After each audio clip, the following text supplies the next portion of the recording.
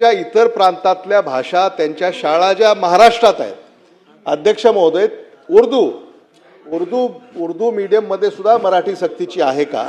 तर या संदर्भामध्ये अध्यक्ष महोदय, मंत्री महोदयांना आमची अशी विनंती आहे की येणाऱ्या जूनमध्ये या शाळा पुन्हा सुरू होतील तेव्हा किमान जून नंतर महाराष्ट्रातल्या सगळ्याच शाळांमध्ये मराठी ही कायद्यानं जी सक्तीची आहे त्याची अंमलबजावणी 100% होईल का, हा माझा प्रश्न आहे. सर्व उर्दू माध्यमांसकट तुम्हाला जे अपेक्षित आहे, उर्दू माध्यमांसकट सर्व माध्यमांच्या शाळेमध्ये मराठी भाषा शिकवणं बंधनकारक हा आपल्या सरकारचा कायदा आहे आणि त्याची संपूर्ण महाराष्ट्रामध्ये प्रभावी अंमलबजावणी होईल.